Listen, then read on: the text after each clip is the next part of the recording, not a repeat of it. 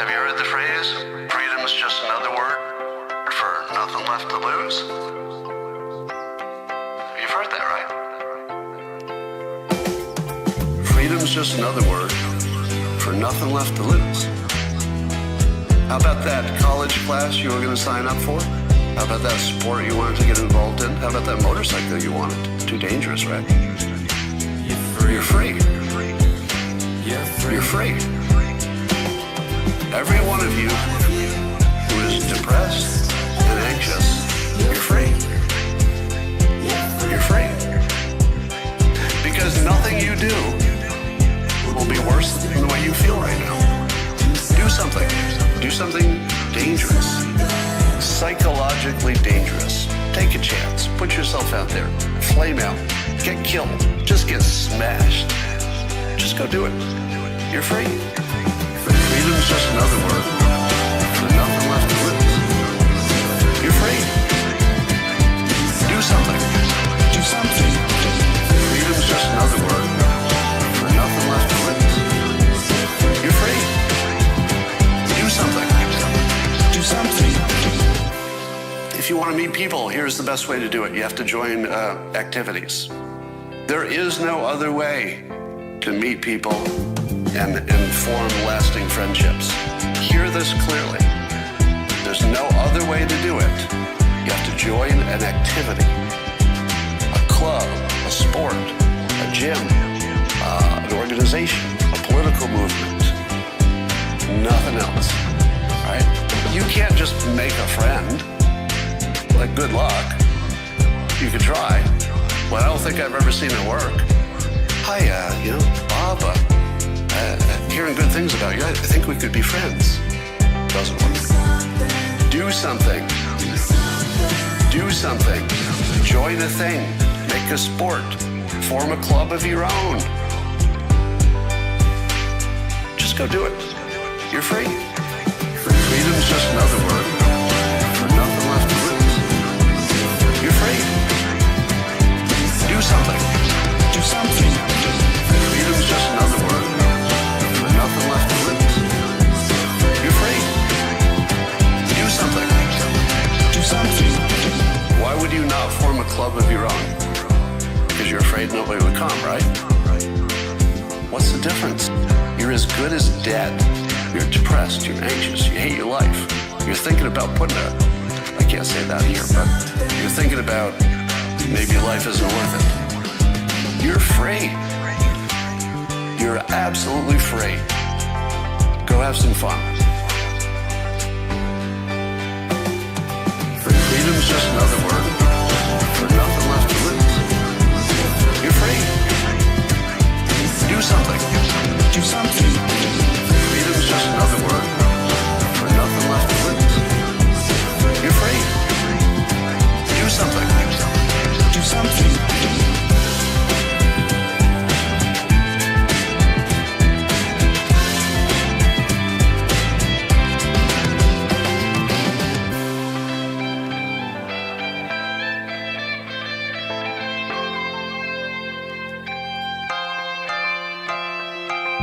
I gotta tell you, I've used this technique a number of times, and man, does it work.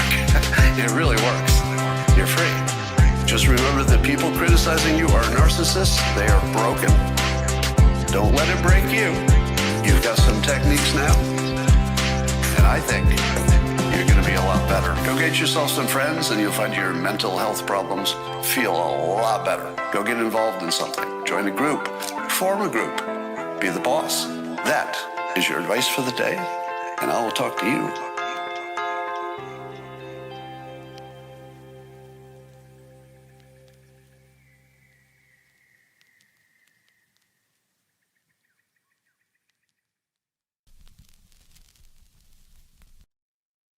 Good morning, Copers.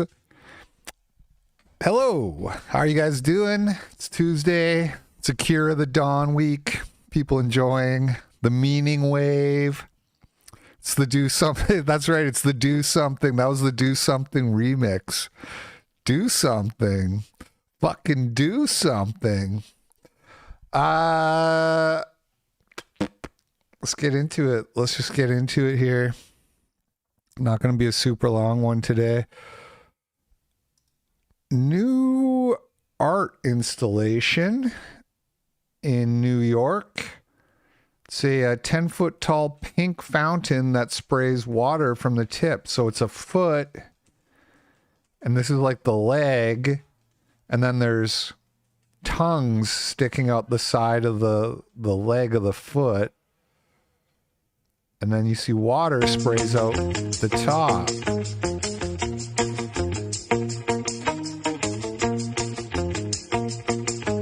Big veins all over it as well when you get up close. So you see, you sit on the bench and you pedal, and then that makes water come out the top of the fountain. Get it? Because it's a big giant penis. Get it? That's the joke. The freaky monster leg with tongue sticking out, it's actually a dick.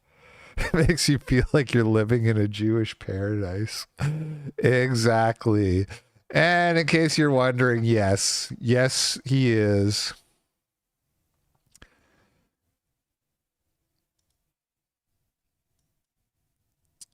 Did you guys know they're making a Running Man remake? I mentioned this the other week because we watched Total Recall in the Discord, and I had rewatched Running Man like a year ago, and it's really good. It really holds up. But they're remaking it, and the trailer came out. Here's a little clip from the trailer.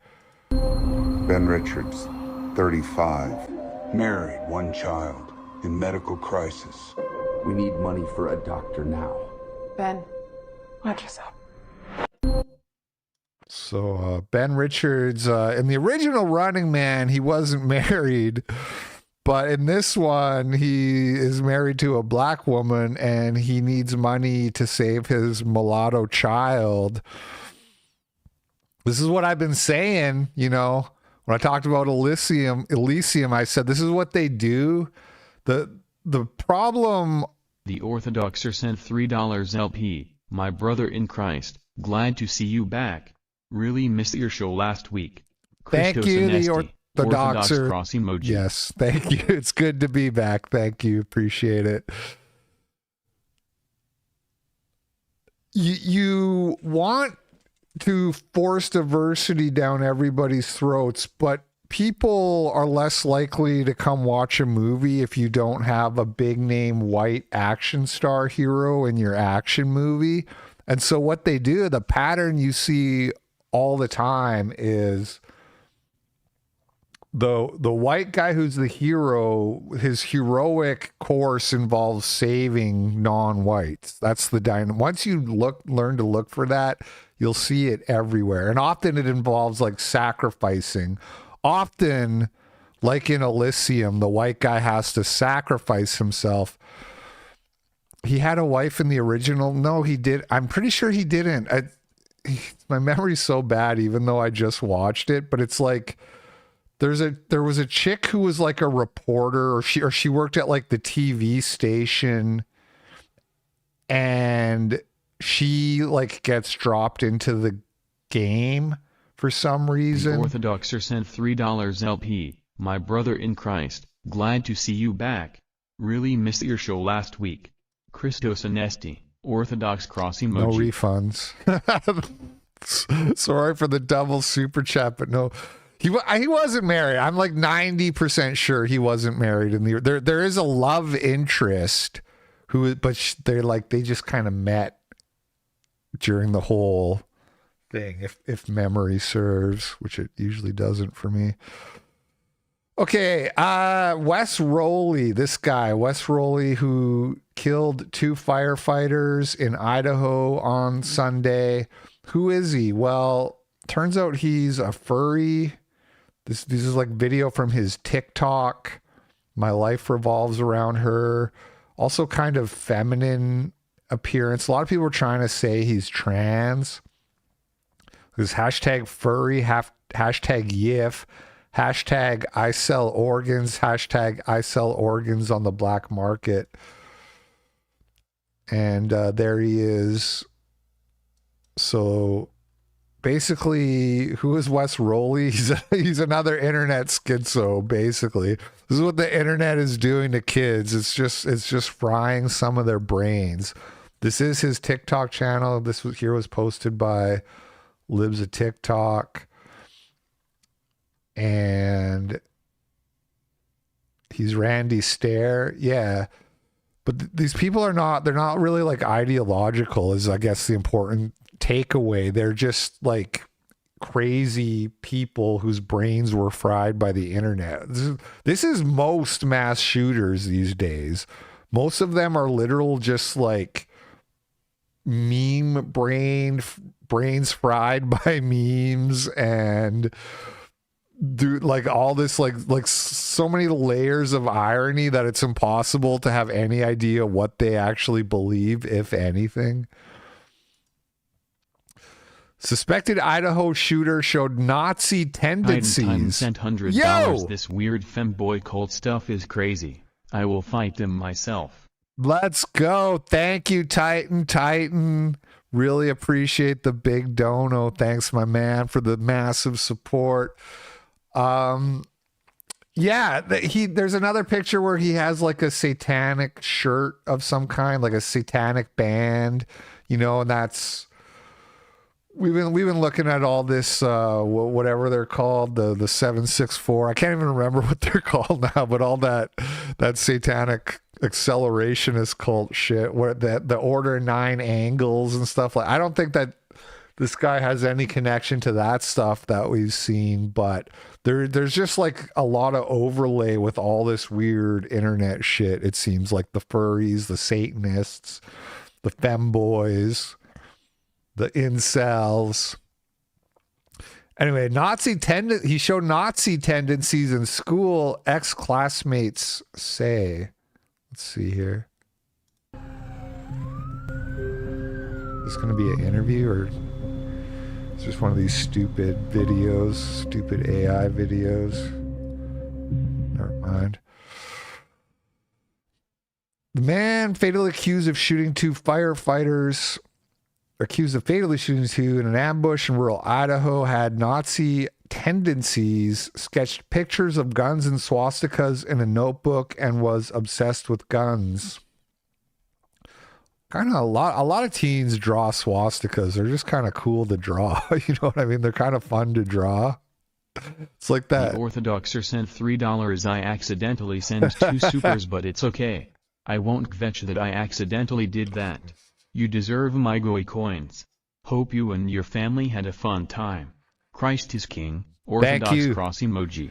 Appreciate it. We did have a good time. We had a good time, and it's so nice out now. It's like Sunday. It's like the switch flipped, and it's summer here now. And now I just want to be outside all the time. I kind of like it. That happened right at the end of my vacay, but we had a good time regardless.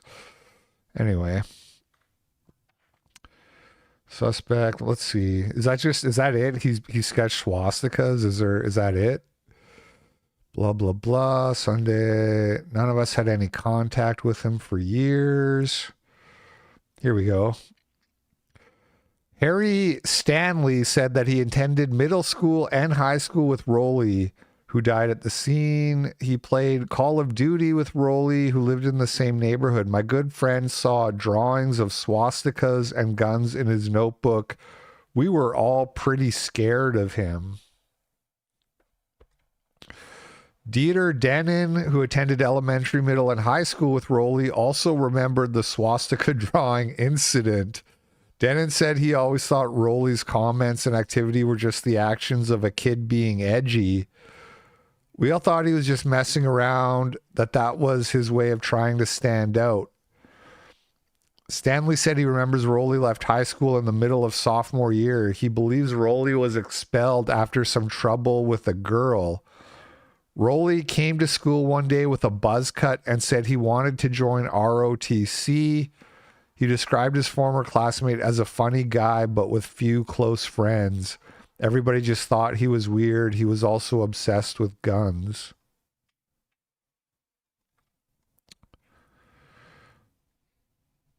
Okay. His his father has been identified as Jason Roley, and Jason Roley, pictured here, who is a former Army Cavalry Scout and biker gang member and has an interesting hand tattoo. Looks, what is this? Looks like 88, and then hard to make out what the first two fingers are, but could be a 14 there, possibly.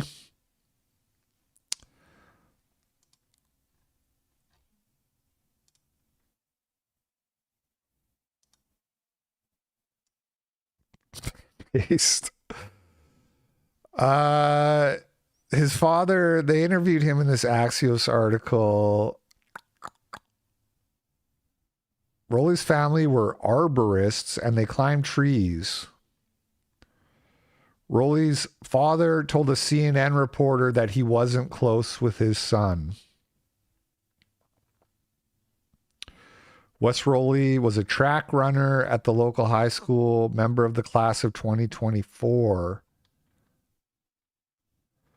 And according to his grandfather, and this is the real potential motive here, perhaps, although it's pretty sketchy, is that he had tried to join the firefighters or join the academy. I don't know how it works. Join the academy, whatever it is. And he was rejected. On Twitter, people were saying, this is what people were saying. We saw he left school in the middle of his senior year because of a incident with a girl. People said something involving a knife. And then they said he was rejected from the firefighters academy or whatever because of this incident, although he didn't have a criminal record. And so it's not clear that Twitter actually knows what they're talking about. But that would be a motive, nobody had any inclination that this was possible. That was Dale, Wes's grandfather, who told me he wasn't 100% sure this could be his grandson. The suspect has been identified as Wes Roley. But just a few hours later, law enforcement identified Roley. Nobody had any inclination that this was possible. Just a regular kid, you know. We don't show any criminal history for Roley. The sheriff says there were 5 interactions between Roley and local law enforcement and fire agencies, some for trespassing. Nothing like the ambush on Sunday. At the press conference, the sheriff... So he had 5 run-ins with the authorities, but no actual criminal record. Said that. Not that weird when he's a minor. Although people that have seen the vehicle do believe it appeared as if he was living in the vehicle. Roley's grandfather said Roley had a goal. You know, things he's excited about and wanted to do in life. And, you know, I know that he wanted to be a fireman. He was trying to be a forestry fireman. That was confirmed by authorities. We have information that he at one time wanted to be a firefighter. But they disagreed over whether Wes Roley had made steps to become a local firefighter. I'm pretty sure he had. He told me that he had talked to the local fire department there. Here, and we have not located where he had either put in an application or put in some sort of a interest form. We have not found that yet. So that interest form. He didn't put in his interest form. So there you go. Some people speculating that he was rejected from joining the firefighters training program or whatever it is, and that's why he killed and targeted firefighters. Although the evidence of that being the case, very hearsay-ish at this time. Moving on, it is July 1st. It is the end of Pride Month and the beginning of White History Month. As ordained by Jesse Lee Peterson, July just feels white to me, as somebody said in the chat. So we'll check in on the gays here as we exit Pride Month. Stephen Ireland, founder of an LGBTQ plus pride organization, sentenced to 30 years in prison for raping a 12-year-old boy.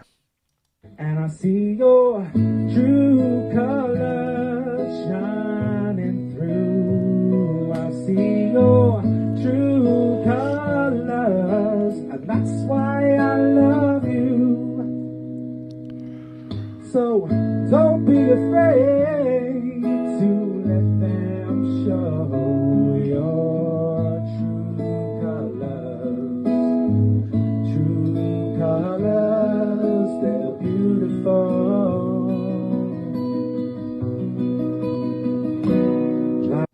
We need way more death penalties doled out. 30 years in jail. Why? Why not just kill him? Stephen Ireland, who targeted me with endless, this is J.K. Rowling, targeted me with endless abuse on here because I oppose the chemical castration of children and the removal of protected spaces for women and girls, has just been sentenced to 30 years in jail for child rape. How to ruin a legacy, become a TERF.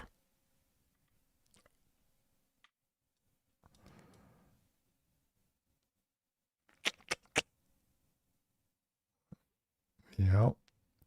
And this also happened over the week while I was gone, but I didn't have time to talk about it yesterday. But a Pulitzer Prize winning Washington Post journalist was charged with possession of child pornography.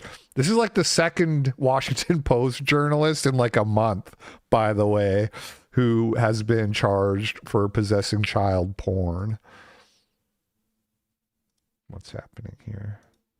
Director for video at the Washington Post has been arrested and charged with possession of child pornography. Officers arrested Thomas LeGros yesterday after the FBI searched his Northwest home. He appeared in federal court earlier today. Our News 4 Paul Wagner has the latest. Inside this home on Alton Place Northwest, the FBI says it seized a laptop computer containing 11 videos depicting child. A laptop computer. Right, it reminds me of that Die Antwoord video. He's got a PC computer and he makes the beats. Pornography. According to a criminal complaint filed in federal court, the laptop belongs to Thomas Pham LeGros, a deputy director of video for the Washington Post and the 2018 winner of the Pulitzer Prize he shared with a team of journalists. In a statement to News 4, the publication says the Post... By the way, some guy, I had seen a tweet from Ken Clippington. Is that his name? This guy had a really funny tweet, like an older tweet, where he said, if you see award-winning journalist in a person's profile, what is his name? Am I not right here? Glenn Klippenstein? This guy. Okay. So this guy, and then award-winning. Be on the lookout for journalists with award-winning in bio. It's code for pedophile. He posted this in 2023. Understands the severity of these allegations, and the employee has been placed on leave. The criminal complaint filed against LeGros includes 7 blank pages that describe 6 of the videos discovered. According to the document, when agents made entry into the house, agents observed what appeared to be fractured pieces of a hard drive in the hallway on the basement of the residence and the empty covering of a hard drive in an office in the basement of the residence. When agents first entered the residence on June 26th, they observed LeGros in the doorway at the top of the basement stairs. Thomas LeGros' profile in the Post says he was awarded the Pulitzer for coverage of Judge Roy Moore and has run for the Senate in Alabama in 2017. Moore was accused by several women of sexually assaulting them when they were underage. He lost the election. In court today, Thomas LeGros had nothing to say other than telling the judge he was 48 years old and has a master's degree. This complaint filed here in federal court indicates that the FBI has been watching Thomas LeGros' internet activity since at least May 8th. Chat's all on the conspiracy theory shit of like, how do we know that they didn't just plant the evidence on him? And I'm like, maybe we should just crucify him just to be sure, you know, maybe he's innocent, but let's not take any chances. Let's literally crucify him. We should bring back crucifixion, honestly. I know it's fucked up what that guy did, yes, that we looked at yesterday, killing them. Like, I'm not saying we should go around crucifying people extrajudiciously, but we should bring back judicial crucifixion for people like this reporter. The magistrate judge in the case ordered that he be held until Wednesday, when there will be a detention hearing. Outside the federal courthouse in the district, Paul Wagner. Find out who tipped him off. Well, presumably, by the sounds of it, the police were like banging on his door, like, hey, we're here. We have and he like tried to smash the hard drive as that was as they were showing up. If he was tipped off, he probably would have did a better job of hiding it. And that.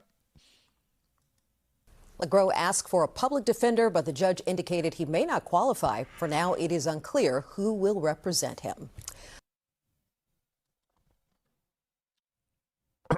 And this guy we looked at yesterday, Bob Violins, this is the guy who was singing, I heard you want your country back, shut the fuck up. And then he was also chanting death to the IDF at the big UK Glastonbury, whatever it is, music festival. His US visa has been revoked and, you know, has led a lot of people to commenting that, you know, you can make anti-white woke music for years and nobody pays any attention, but the second you say something about Israel, now you're banned from the U.S. Free speech protections apply to U.S. citizens, not to foreigners. Yeah. Well, for how long is the question, though? Actually, let me just jump ahead to this story here. This is a concerning story coming out yesterday. The DOJ revoking citizenship of naturalized Americans. U.S. Department of Justice has begun to prioritize stripping naturalized Americans of their citizenship when charged with crimes. Now, this could potentially be used for good. The DOJ calls for civil denaturalization in the case of war crimes, extrajudicial killings, human rights abuses, and for those convicted of crimes who pose an ongoing threat to the United States as well as terror. So that doesn't sound bad on paper. Little bit concerning, though, when you read about how the DOJ memo cites ending anti-Semitism as a priority target. I'm about to go. I shouldn't even fucking talk about this, man. Someone's gonna report me for anti-Semitism. I'm like this close, and I thought if I get the citizenship, it's like ollie oxen free. I'm a U.S. citizen now. I can say whatever I want. DOJ's memo cites ending anti-Semitism as a priority target. The government argued in a memo from Secretary of State Marco Rubio that allowing Khalil to remain in the country would undermine U.S. policy to combat anti-Semitism around the world and in the United States, in addition to efforts to protect Jewish students from harassment and violence in the United States. So, Elon Musk is back at war with the GOP. He is very upset with the big, beautiful bill and all of these Republicans who are voting to pass it. And he is saying he is going to primary. They will lose their primary next year if it is the last thing I do on this earth. Elon, the truce is over. The ceasefire has been broken. Elon going back to war, trying to get all these congressmen kicked out or to lose their seats on re-election in the midterms, because he's very upset about the raising of the debt ceiling. And kind of when I see shit like this, kind of hard for me to blame him. U.S. Senate rejects measure to kick illegal aliens off Medicaid. Let me read that again so we're all clear here. U.S. Senate rejects measure to kick illegal aliens off Medicaid. Why would they be on it to begin with? It's so fucking crazy, man. It was going to only need 50 plus one votes, but the Democrat parliamentarian decided it needed 60 votes while scrutinizing the big, beautiful bill. Fire her. I don't get it. What is a parliamentarian? Is this like some clerk who just like unilaterally makes the rules? What even is a parliamentarian?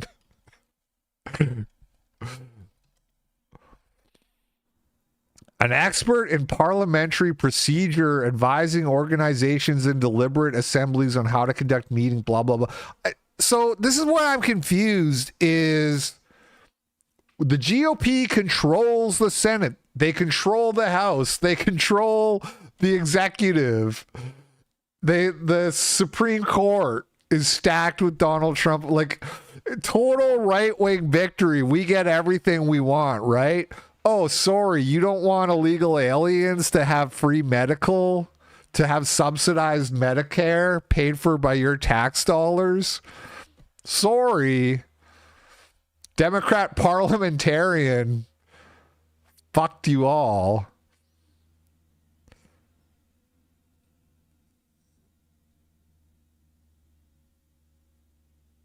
So that's cool.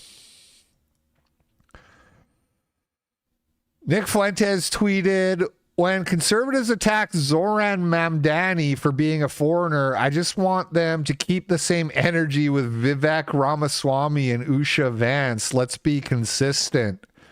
And Vivec says, it's a shame to watch the race-obsessed fringe of the right try to outdo the race-obsessed woke left. Tom Pappert says the difference between Vivec and Mamdani is that Vivec promotes American policies. He may be too pro-business for some, but they're American policies. He's not promoting Marxism and taxes on people for being white. It's very easy to see the difference if you're over 85 IQ. The thing is that there's this bait and switch that you get from the Con Inc. types, where they will make fun of Zoran Mamdani, who, if you haven't been paying attention, this guy won the Democratic primary to be the mayor of New York City. He's essentially poised to be the next mayor of New York.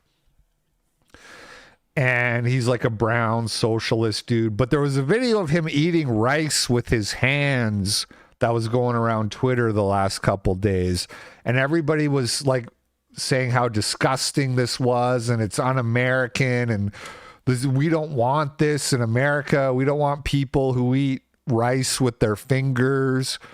And this is what I'm getting at is the Con Inc. people will say shit like that to signal to the kind of the pro-white base, the white people.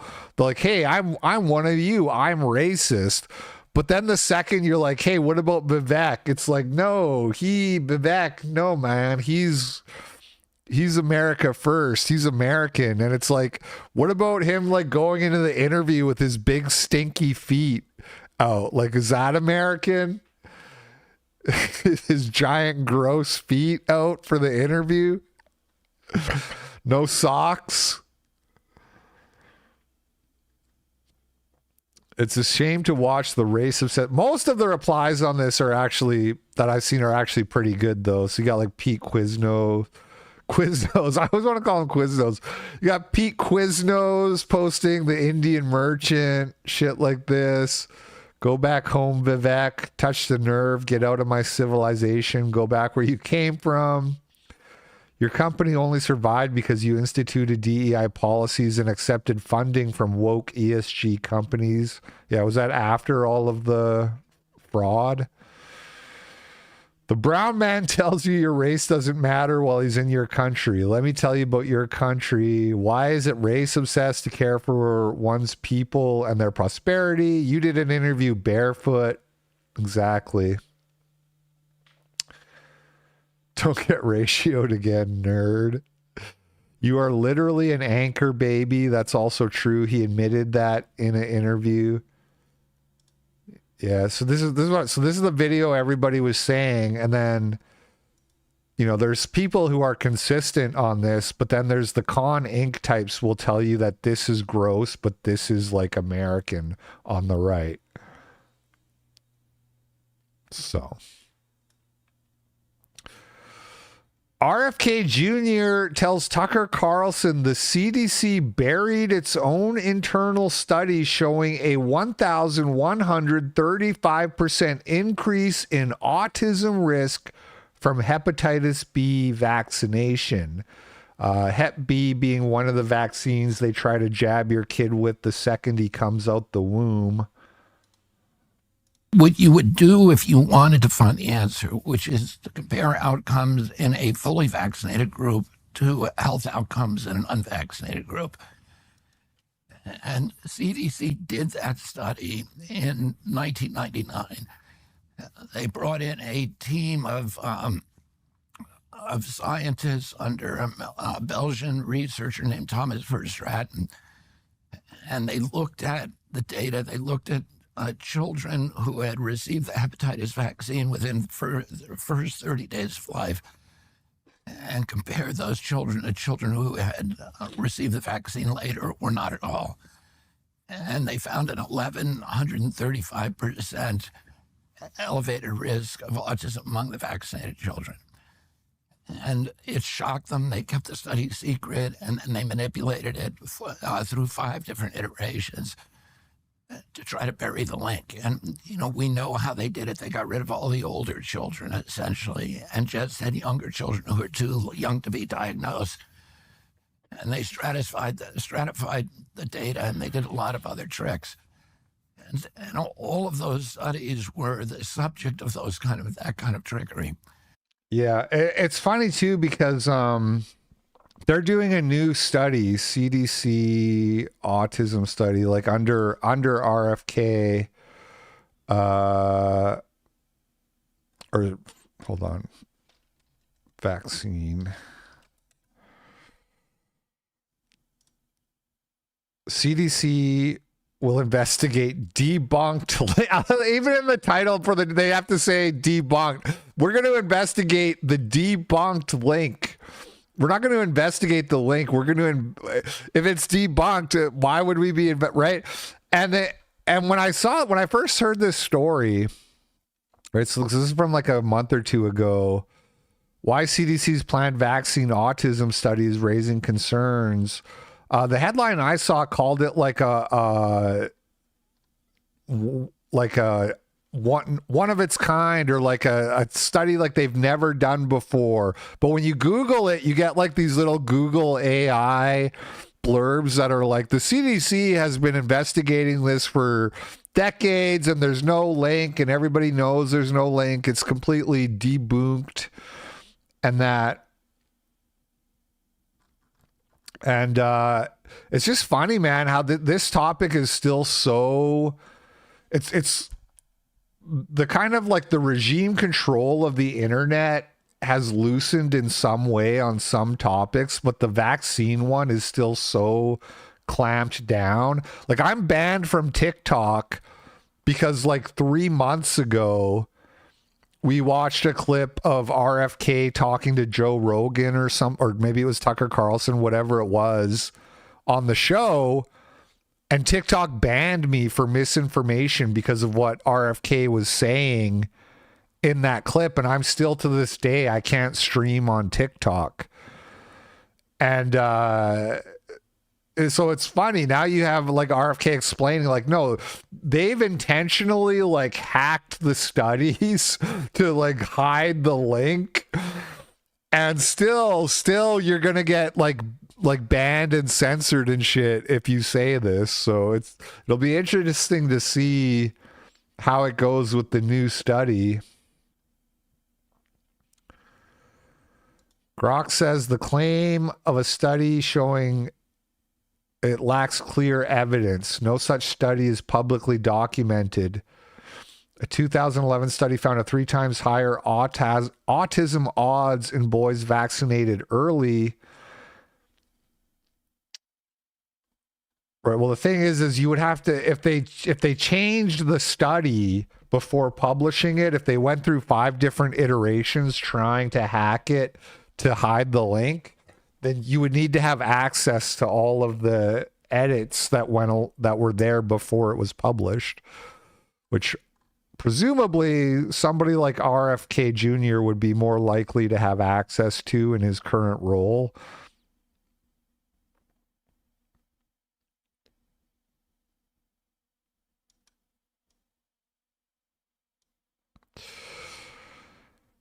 Milk Bar TV says Candace Owens has completely lost grasp of reality.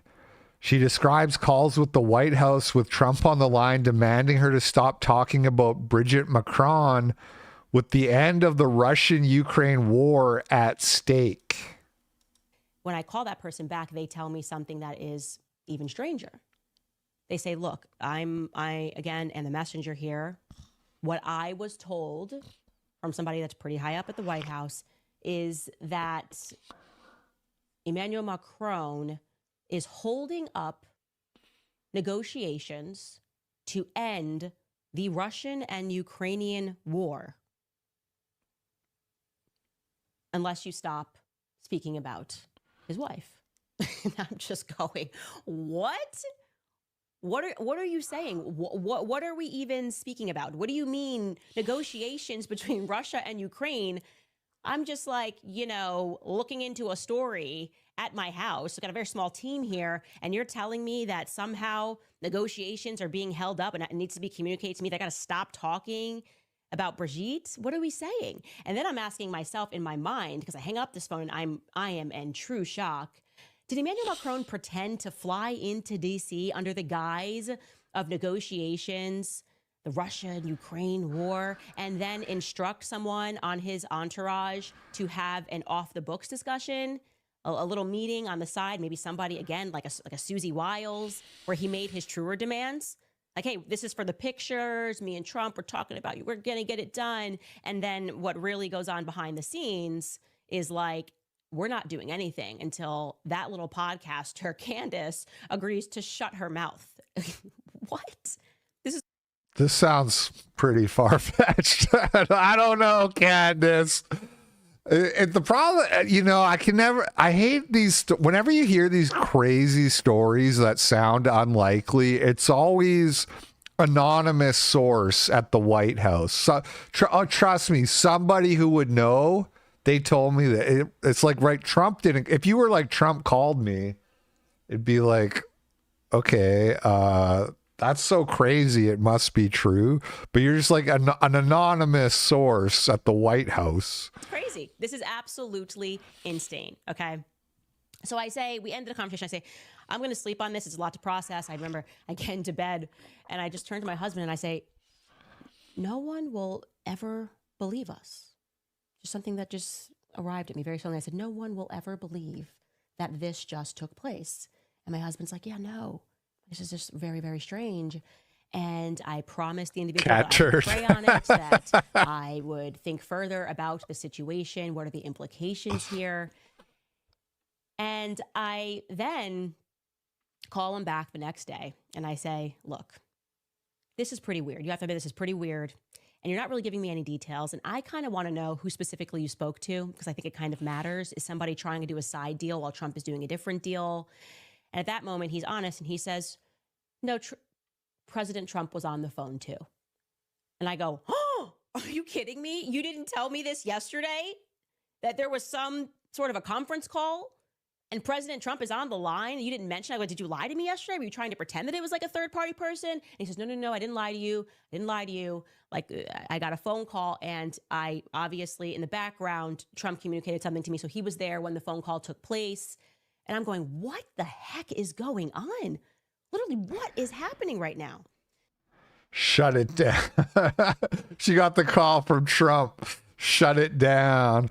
I don't know, man. This sounds a little far-fetched. I'm negotiating this thing. I'm negotiating Ukraine and Russia, and you wouldn't believe how many parts are part. It is President Donald J. Trump. He is calling me, and in true President Trump fashion, he jumps right into the narrative. We're not like, hey, how you doing? He just like jumps right into the narrative of exactly how this went down.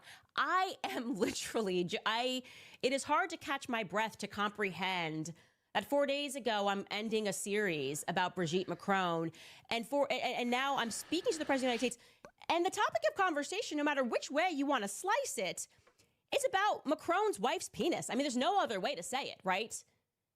And so he just jumps right into the narrative. He's like, I'm negotiating. You wouldn't believe how many pieces this person wants this person, if this person wants this, and you have no idea how much.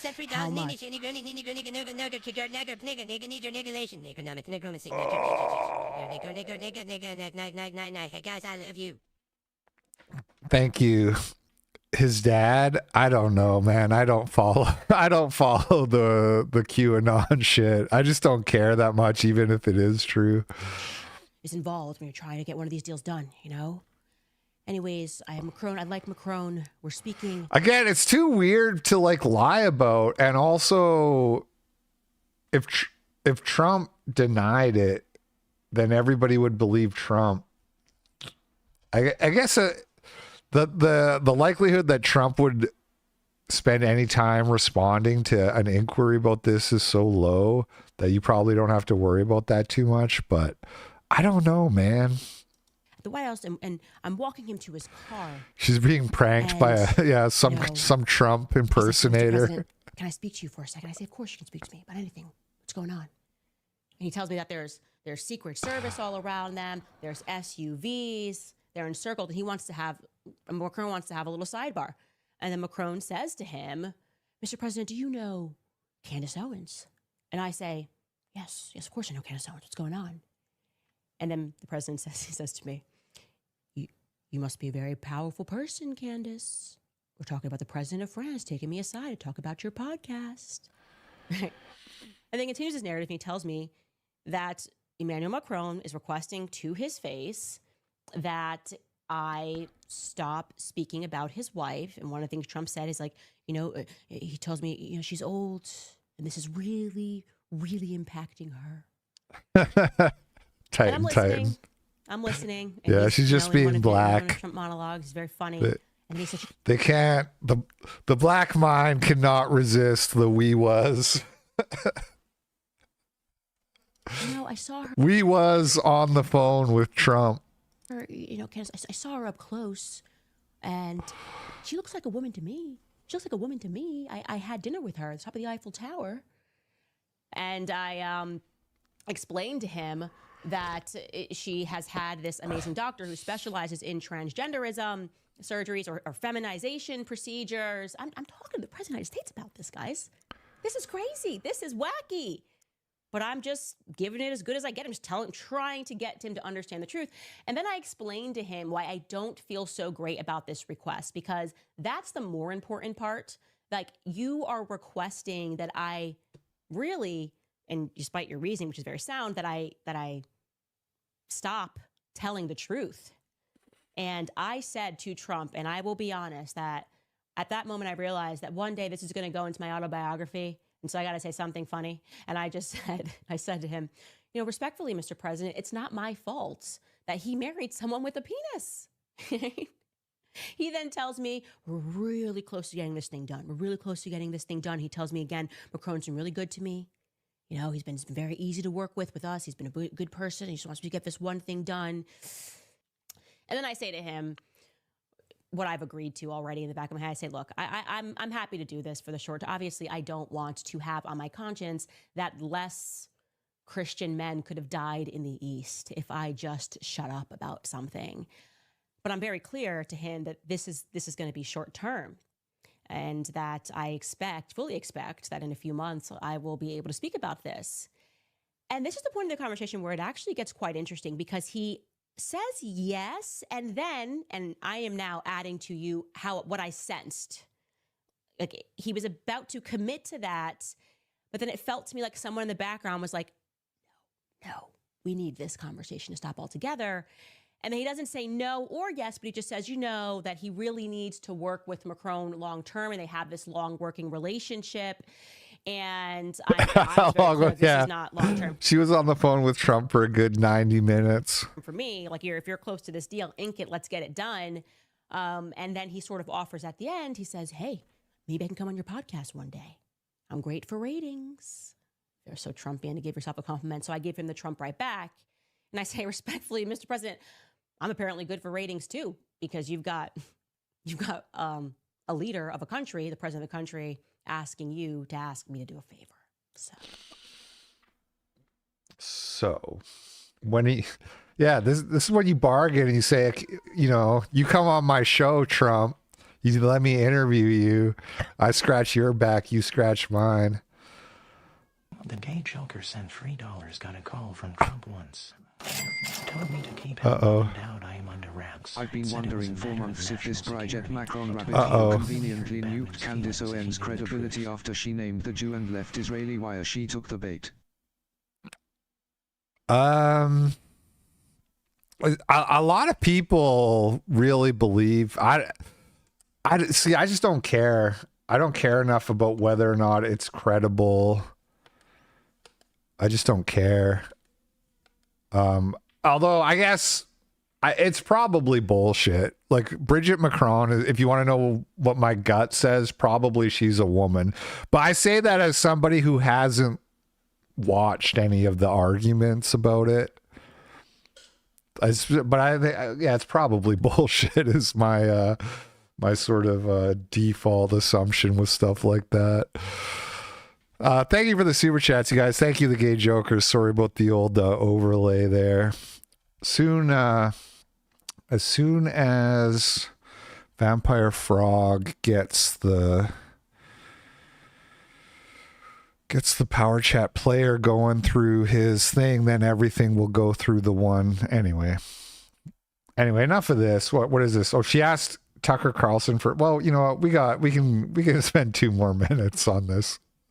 And I resolved. So she asked Tucker Carlson what she should do. As I'm speaking to this situation with my husband, that I should also reach out and maybe call someone who's potentially been in a predicament like this. I don't know. Someone who's got a larger audience than me and kind of call in a favor, because I don't normally text him, but I did reach out to Tucker Carlson. And I just kind of told him the situation and was like, look, this is really weird. No, I don't normally contact you for advice, but I could really use some advice right now because you know how much free speech matters to me and basically how important this particular story is to me, because it involves, potentially, not just potentially, like. So now people in the chat are all like, no, it's definitely a dude. I mean, I guess maybe. If I watched everything, I would be convinced as well. Although I know it's easy to build a compelling conspiracy case after watching all those conspiracy videos back in the day, and you end up believing some kind of stupid shit. But whatever, maybe I don't know, man. It just doesn't really seem to matter that much in the grand scheme of things. Pedophilia, incest, all of these elements. And as a mother, the idea that people this powerful, that the story could be covered, it matters. Like, this actually, the truth just matters at the end of the day. But also, if I could end the Ukrainian and Russian war, and by just stopping this conversation, I would do it.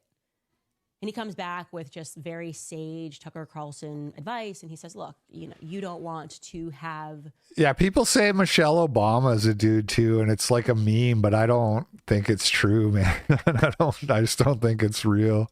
The bloodshed of Christians. Yes, Bridget could just hike up her skirt. Brigitte. Show us what she's working with. On your conscience, but also free speech does matter. And you should essentially say you'll do it until, like you're saying, this negotiations are happening now and you'll agree to do that. But at some point, obviously, you need to inform people about what happened, because this is totally crazy. And I say that's actually a very good idea. I feel like that's a very principled position to. Okay, moving on.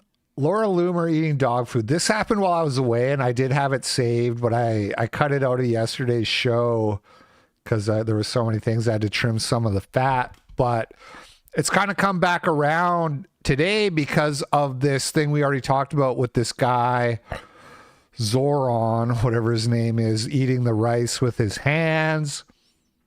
Laura Loomer says, disgusting. My dogs are cleaner and more civilized when they eat than little Muhammad. And Laura Loomer, like last week, had done this sponsored ad in her podcast where she eats the dog food with her hands. The bison product right here. It clearly says dog food topper. You can see on camera. Actually tastes good. I'm not gonna lie. She looks so fucking weird, dude. This plastic surgery is crazy. You just look like a plastic freak. This dog eating thing had also gone viral last week because there's this guy, the menswear guy. There's this leftist Twitter account called like Die Work Wear or some shit like that. And he tweets about men's clothing, like outfits for professional men. But he's like also like a crazy leftist. He also admitted to like being in the country illegally or something like that. And then JD Vance had done a tweet about like deporting him. That was very funny. But anyway, he claimed to pretend to be a fake dog food company and paid Laura Loomer $100 to do this. I think he was joking. I don't think he was actually behind it. But Nick had like quote tweeted that and said something along the lines of, imagine like if these shills will do this for $100, imagine what they'll do, they'll just like say anything for money. I don't know if that's fair, to be honest, because this is like obviously an ad read. First of all, like nobody thinks that she wasn't getting paid for this part of the show where she's saying, go to this website and use my coupon code. You know what I mean? It's like, there's a big difference between an obvious ad read and you're getting paid to like defend Israel or whatever and passing it off as just your genuine political opinions. I really doubt she did that for $100. I wouldn't do an ad read for $100, and I'm way smaller. Unless it was like, if it was like Antelope Hill or something like that, like some actual dissident right company. That's the only way I would go that low. Inside the pro-MAGA pet company that convinced Laura Loomer to eat dog food. See, it appears to be a real company. Do they mention the menswear guy here? It doesn't look like they do in this article. Positive is a Rumble exclusive brand, but its website indicates its parent company is Stardust Group. It seems to be like a real dog food company. So I think that menswear guy was just joking. John Leguizamo name drops Nick Fuentes in an interview and says he wouldn't mind meeting him. This Kaiser Rev guy cracks me up. I swear to God, like some guy in like a Filipino podcast with 18 viewers could mention Nick Fuentes and somehow this guy would find it and clip it. I don't know how he does it, but he's just like anybody mentions Nick and this guy gets the clip. Anyway. The man who leads the Proud Boys is an Afro-Latino Cuban guy. I'm blanking on his name right now, but that's crazy. And Nick Fuentes, one of the big right-wing, anti-Semitic, homophobic, misogynist, is a Mexican guy, Nick Fuentes, who goes to Mar-a-Lago and hangs out with Trump. I mean, these Latinos who are also brown or white passing or white Latinos are also part of this sort of white nationalist Christian movement, Christian nationalism.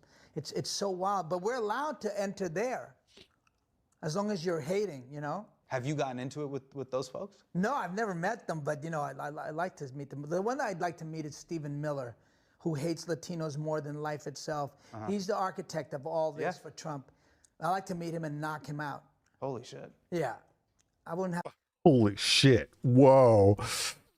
John Leguizamo name drops Nick, says he wouldn't mind meeting him. I mean, I wouldn't mind. Yeah, he was kind of doing the internet tough guy. I'm like, yeah, I'd like to meet him. I'd knock him the fuck out.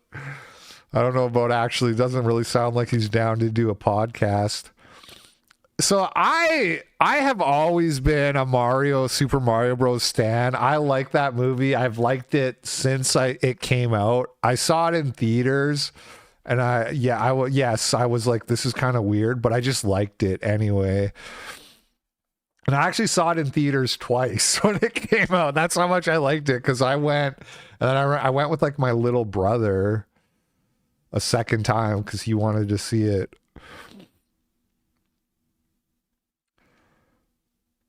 Just sick Steven Seagal on him.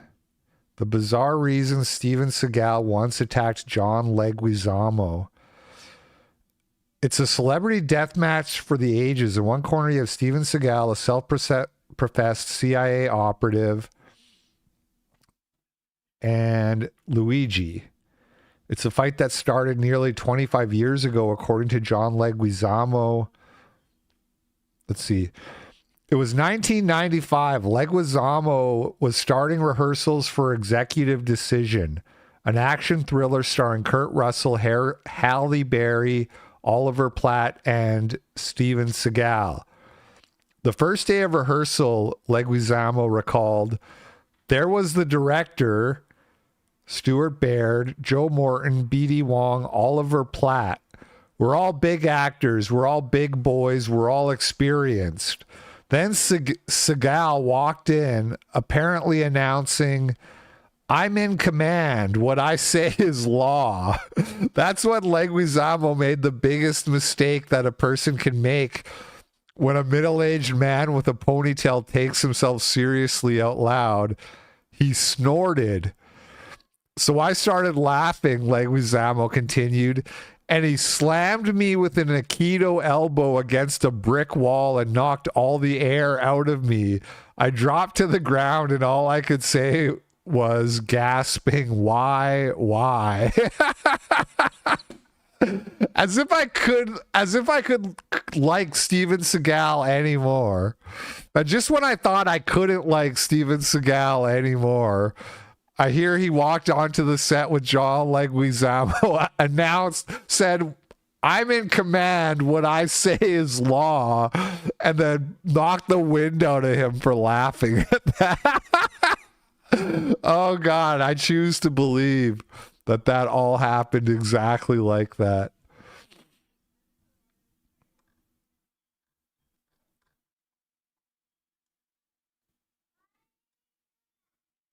All right. Kai Schwemmer versus Dean Withers. Probably said his name wrong. I think it's like Schwemmer. I like this Kai kid though, Kai Clips. He was, when I joined Cozy, he was one of the Cozy streamers on there, and I watched a little bit of his stuff, and I was like, oh, I like this kid. He seems all right. Then he went away on like a African mission for a year or two. And now he's back and he's making content again. Let's check some of it out. Today I had the chance to do something I have long wanted to do. That is, debate the rising TikTok star Dean Withers. I was able to join one of his lives, and after about 10 minutes, he invited me up, and we were able to have a debate. Now, I wanted to debate him about the repealing of birthright citizenship, something that the Trump administration has moved by executive order to do, and something which, although unlikely, I believe would absolutely benefit the United States. Is he Jewish? Are you guys fucking retarded, man? This kid's like Mormon or something. No, he doesn't look remotely Jewish. Good grief. America. What you'll see in the next 10 or so minutes is the debate that Dean and I had, which eventually devolves into him totally just avoiding my that's points. Better. That's actually better. There's something cringe about going to Africa to help Africans. Just my opinion. Not trying to get back to the debate that we were having. Instead, he prefers to go to my TikTok account, find a video that he labeled racist. He's German. There you go. That's as non-Jewish as you can get.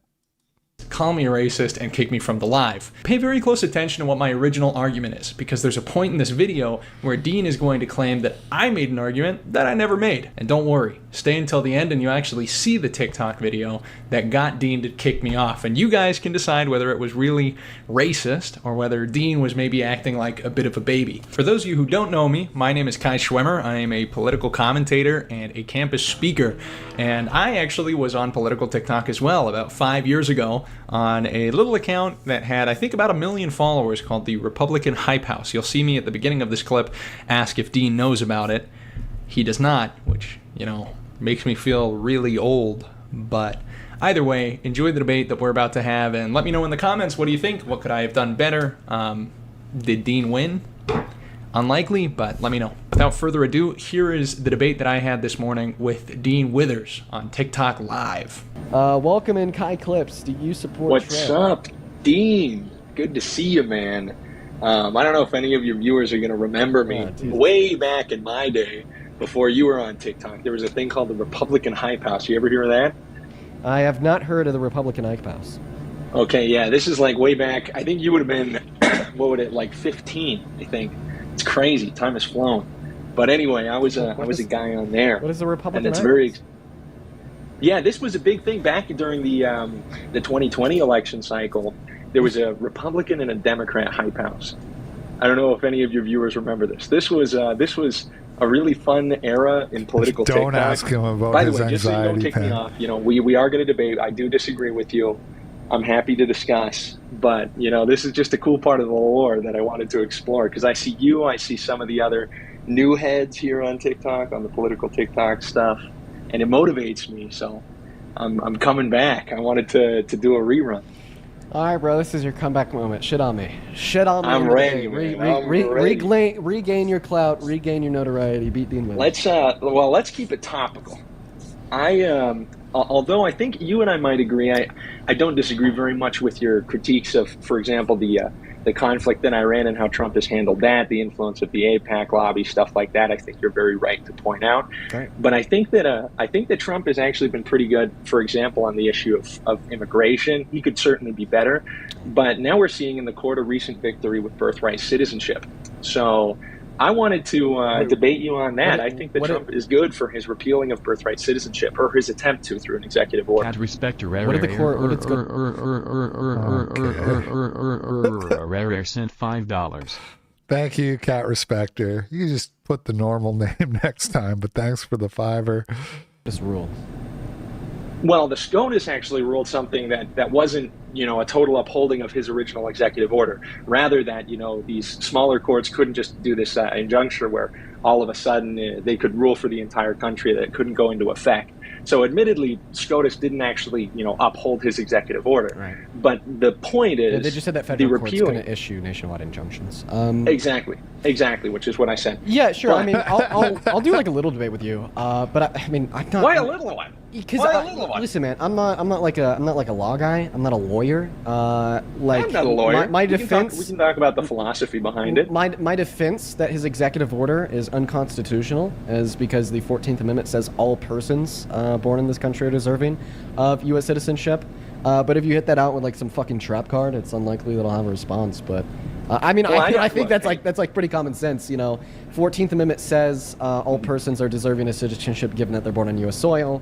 EO said otherwise. Seemingly, the EO is unconstitutional for that reason. And I mean, that's why federal courts across the country have agreed, and that's why the Supreme Court didn't rule that it was constitutional. What are your thoughts? Okay. I think the more important argument is not so much what is in the Constitution. It's more so, you know, whether or not the thing that's in the Constitution is actually true, right? Because the Constitution is being reinterpreted constantly. I believe in the Constitution. I think it's an important document, but I would be surprised if you and I have the same Mordred perspective. said $5. Thank you, Mordred. Like, for example, Dean, if we were to reinterpret the Second Amendment to have some kind of 180-degree radical departure from its original intent, we were to completely restrict gun ownership, would you be in favor of that? Would I be in favor of restricting gun ownership? Like all Or gun a ownership? reinterpretation of, like, in a all scenarios? reinterpretation So, of the Constitution? like to like completely ban all gun ownership? Yeah. I mean, it doesn't necessarily have to be about guns. I'll cut to the chase. The point I'm trying to make is that I think you would be in favor. Dean was trying to get like an out there where he's like, oh, I don't want to ban all guns. Like he was basically like asking for a way to dodge because he didn't want to have to admit that he doesn't care about the Constitution unless it's doing something he wants, basically. Favor of a reinterpretation of the Constitution in such a way that is like a 180-degree departure from the original intent of the document. And if that's your belief, then, well, we shouldn't be arguing about whether or not the Constitution says it's legal. Okay. Because to you, it's not all that So important. I don't support that. So, I mean, I support interpreting the Constitution insofar as what is written and what a fair interpretation would be. Now, if, like, there is a scenario where there's something written in the Constitution that I think should have a 365-degree departure from, you know, the words on the document. 65, so 5 degrees. Or what a fair interpretation would. Well, there was like a little, you put some words on screen there. Hold on. If, like, there is a scenario where there's something written in the Constitution that I think should have a 365-degree departure. Fun fact, there are only 360 degrees. Yeah. From, you know, the words on the document, or what a fair interpretation would be, then I wouldn't support just saying like, oh, let's pass a EO to say that we can do this even though the Constitution says otherwise. No, that's not the proper legal channel. The proper legal channel would be like a new amendment through Congress. So completely departing from the Constitution, saying that you disagree with it, we need to completely reinterpret it. If we want to do that, we'd have to take the proper legal channels, which would be a constitutional amendment through Congress. That's not what Donald Trump did. He just passed the EO saying otherwise. Okay, so if yeah, and usually like people say 180 because that means going in the opposite direction. A full 360, even if you just said would mean you're right back where you start. Anyway, kind of pedantic, but it is funny. There was a constitutional amendment that said like all of the prior amendments to the Constitution, like the Constitution itself, are null and void, hereby declared null and void. Would you be in favor of that so long as it was done constitutionally or legally? Oh, can that be done? Like, you probably know more about this than I. I think so. Is that something that could literally be done? I don't think it would be done in that way. I don't know. For right now, I'm gonna remain agnostic on that claim, and the reason I'm gonna remain agnostic on that claim is like I'm not sure that they can do that. But like, I mean, they might be able to. I just have to do my legal research, because all that I'm talking about is like what is legal, because like you're basically. But I just want to like clarify. Like, okay. Your position. Can I stop you there? Well, real quick, I just want to clarify. Your position is if you disagree with the Constitution, you just think it's okay to nuke it through an illegal EO. That's actually the opposite of my point. My point is that the Constitution is constantly being reinterpreted and being redefined to the point where the Constitution eventually in the future, particularly by Democratic people, right, or Democratic politicians or judges, I think at some point in the future, the Constitution that we'll have, especially if, you know, immigration continues the way it's been happening, it's going to be totally different than the founders intended. And I think the Constitution is good, but I don't just think it's good because it allows for its own self-destruction, right? Wait, for something to be valuable. The Constitution is a living, updating, document. I mean, I hear this argument a lot. Like, we need to do what the founders intended. Well, the founders intended for us to be able to have the legal ability to amend the Constitution, and a living, breathing Supreme Court, and which is always true, that holds the ability to give their interpretation of what they see fit in the Constitution. But I don't want to get like too far off base here, because remember, originally we're talking about Donald Trump's ban on birthright citizenship. True. Do you think that Donald Trump's EO there is legal? Yeah, Yeah, I think so. I think so. Okay, I think so totally... then when the 14th Amendment says all persons born in this country have a right to citizenship, it didn't actually mean all persons born in this country have birthright citizenship? There's a part you're leaving out. There's a part you're leaving out. What's the part I'm leaving out? And subject to the jurisdiction thereof. And that is the place where all of this constitutional debate is going to be occurring, because it's a super unspecific phrase, but it's one that's been elaborated and reinterpreted over time. For example, Native Americans who were born in the United States were not automatically U.S. citizens because they were not sufficiently deemed to be subject to the jurisdiction of the United States. They had their own tribal laws. There you go. They were basically, governing themselves. And so they were not automatically, from the, inception of this amendment, made American citizens. Oh, so you're right, but the debate that you're pointing out was like, I don't know, what was this? Like the 18th century, when we didn't have like clear congressional legislation that considered No, this was well into the 19th century. This was the 19th century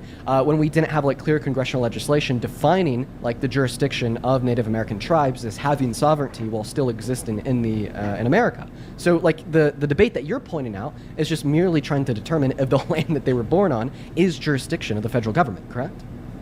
No. It speaks to a larger argument, which is whether or not these people truly find themselves, to be Americans, whether they consider themselves as such. My idea is that to be a citizen, so subject to the jurisdiction of, you have to. What do you mean? Okay, if somebody goes to a country and like disassociates with the government or lives in a community with its own laws, with its own language, separate from the rest of the country, do you think that person is equally citizen of the rest of the nation as anybody else? Dude, if you have an SSN, you're equally a citizen as anybody else. Yep, absolutely. What? So here's a question. What then separates... Actually, SSNs are not citizenship. I have an SSN and I'm not a citizen, but... an American, like you or I, from any other person in the entire world. Yeah, the fact that we have a social security number, at least so 8 digits. So it's like what is it? 8 digits? I don't even know. I have to think about it. 9 digits. Yeah, legally speaking, that is using the legal I don't think that American is going to be a univocal term. I think that we could use the term in different senses depending on the context of the conversation. But obviously, the conversation that we're having is going to be a legal conversation about if Donald Trump's EO is constitutional or unconstitutional. In a legal sense, absolutely. Like what defines an American is going to be possessing an SSN, an 8-digit number. Absolutely. Yeah, so what I'm interested in here is not so much like this legal thing, because frankly, that is a total, it's like when people talk about immigration and they only talk about the products of culture. When I thought the debate that we were having was about the legality of Trump's EO. Well, hold on. What I'm trying to point out is that this is kind of like this very reductionist way of looking at the argument. I'm not interested in this idea of like, and frankly, I would say if your idea, and you could disagree, I'm going to give you space here to like redefine being an American as something else. Give me an argument or give me a definition of what an American is that's a little bit deeper, that maybe speaks to something more philosophical or cultural than a social security number. Because you and I don't disagree. Somebody who has a social security number is an American citizen legally, obviously. But I think there's something deeper, because if it's only a social security number that makes somebody an American, every single person in the world is like 9 digits away from being an American citizen. And I don't think everybody in the world is an undocumented American. Okay, so I mean, I'm not really too sure on what you want to debate, because you originally. Well, what does it mean to be an American? If you allow me to finish, I'm not sure on what you want to debate, because you originally told me that you want to debate the legality of Donald Trump's executive order as it relates to banning birthright citizenship. It is. No, I didn't. I didn't. What did you come up here to debate? Hold on. I came up to debate whether or not repealing birthright citizenship is good. We could disagree about the legality of it, but I could still think it's good. I'm here to talk to you about the actual moral claims, about the worth of the argument. Okay, there's plenty of things that are illegal. Did I pull up the timestamp on my YouTube live stream and run it back? Sure. Like you said that you think that it was legal? Well, hold on. I said, I could even he did say it's legal, but like, who gives a shit? Like, morality is not determined by the law, so let's just discuss whether or not we should let people have kids and then let them come here, have kids, and then they're citizens. Let's just discuss whether or not that's a good idea.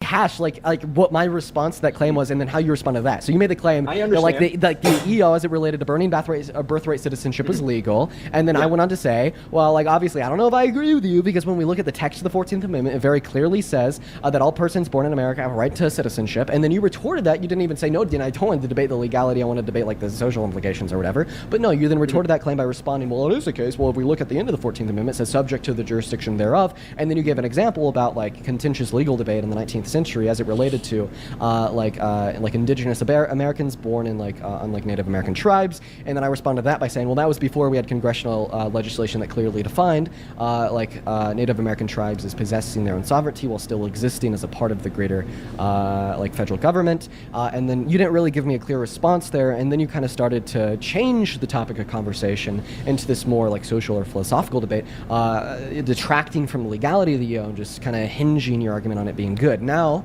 I understand if you want to argue I understand if you want to argue the perspective that you think it's like probably a good thing to deny birthright citizenship to the children of undocumented immigrants outside of its legality, and we can have a conversation about that. But before we do, I definitely either need you to respond to the argument that I gave you to demonstrate that it's illegal, or two, just concede and say, Dean, you've won this debate, and we can move on to something else.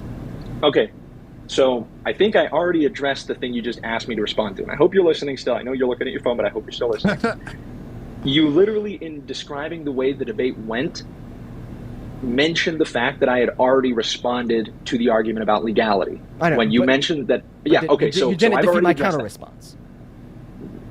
We did. That was the point. I said subject to the jurisdiction thereof. Subject to the jurisdiction thereof is going to be the thing I know, but then your your explanation of why that's going to like equally dispute the point was because of like some examples that related to Native Americans, and then I retorted that by simply just pointing out it was before congressional legislation that clearly defined Native American tribes as existing as a part of the federal government of the United States of America, and it like obviously is the case that the children of undocumented immigrants born in this country are very like clearly defined as being born on like the sovereign jurisdiction of the federal government. So right. But if you can have congressional legislation that changes the jurisdiction of or who falls on it, then you could change it again. I know that's through Congress and not an EO, so maybe that doesn't really work for this specific debate about the legality of the EO, but it does show that that's malleable.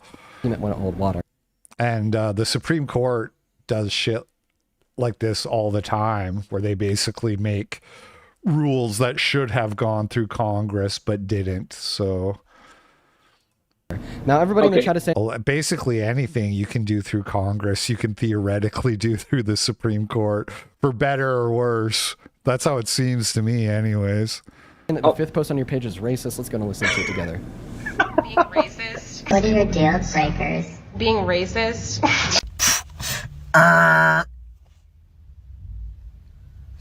Oh yeah, it's literally a video of you saying that you're racist. Why? That's not the case. That video is so funny, dude. You can admit that's funny. Look, I thought your crash out about the anxiety pen, which was obviously a bit. I don't think that was real. This is just a video of you saying that you're racist. That is such a reductionist way of looking at the funniness of that video. What are you like going to watch Tim Dillon? You're going to watch like any person, Andrew Schultz. You're like going to watch a stand-up comedy and say, that was really racist. I'm not going to laugh at any of it. It is literally a 3-second clip of you like metaphorically pushing the button to say that you're racist, and then the caption is says I be like Buzz. Yeah. I really do think that the only people that are going to laugh watching that are going to be like 12-year-olds that watch Andrew Tate. Like, come on. Well, I mean, like 3 million people who like the video disagree with you. But, probably 3 million 12-year-olds that watch Andrew Tate. Let's go. No, but anyway, we'll get back to the This is debate. why I always just say I am racist. Like I'm never again in my life going to play the game of like, oh no, I'm not racist. It's just So I'm racist. So fucking what? So what? Yeah, I am. Now what? So what I'm trying to point out, dude, I'm sorry, I'm just still like caught up on that. Like that's insane. I'm racist. 500,000 likes. What are we doing? I mean, that was a hilarious likes? video. Damn. If you can watch that video and you're going to take it entirely serious, like it's a declaration of personal racism, I mean, go ahead, pal. But you're in the same league with the people who think that your crash out over your anxiety pen was serious.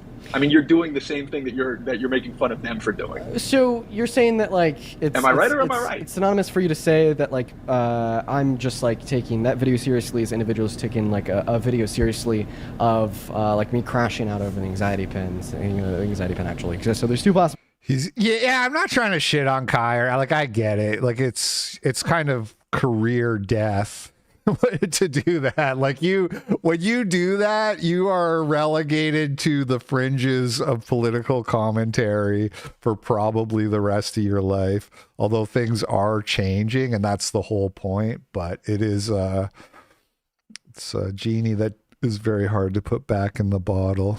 Responses here. Right, one might say that like reason to take it seriously based upon that you're just trying to argue that we should like violate the Constitution to ban citizenship for the children of undocumented immigrants. You know who else hates racism? Pedophiles. That's a good one. And then on another hand, even if it is the case that it's not serious and that it is just like a quote-unquote joke, well, I don't really think it's too funny of a joke. And even if you didn't make that video to make a very standard and serious declaration of racism, it's incredibly weird. It's incredibly weird. I mean, I thought it was pretty funny, but we can agree to disagree. The same way that people in the courts, okay, wait. judges, wait. I want you to educate me. I'm trying to get to the debate. Explain to me why it's funny. Okay. Here it is. There's a timing. I mean, it's not going to be funny now that I have to explain it to you, but I'll do it. I'll do it for you, Dean. There's a comedic timing in the way the buzz works. There is a subversion of expectations.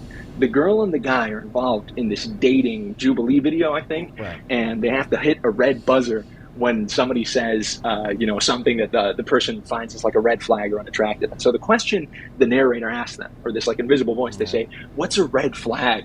And the girl goes, "Being racist." Now the clip is like 5 minutes long, and it's funny because he actually does end up pressing the red button on her. It's just not timed the way that I timed it.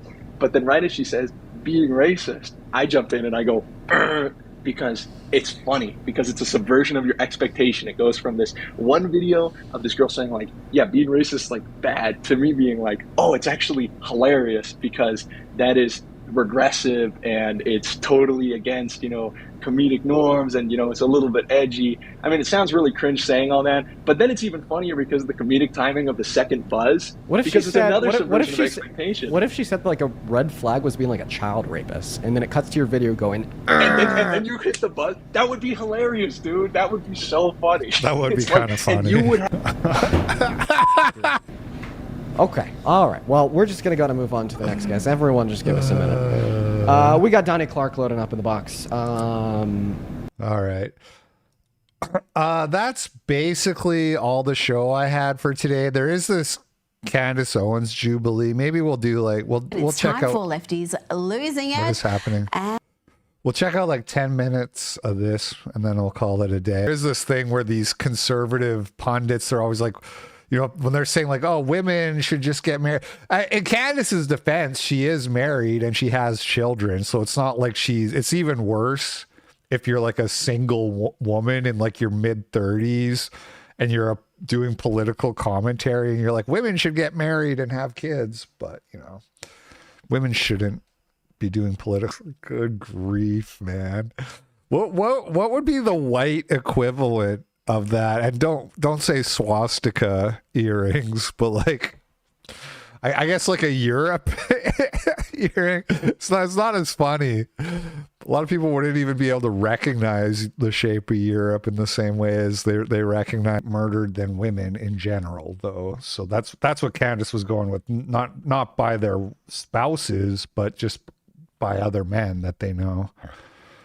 Still not sure how this correlates to. Men are more likely to be victims of these are like super old MRA talking points from like 2015. It's so weird seeing these really old debates getting rehashed. Say,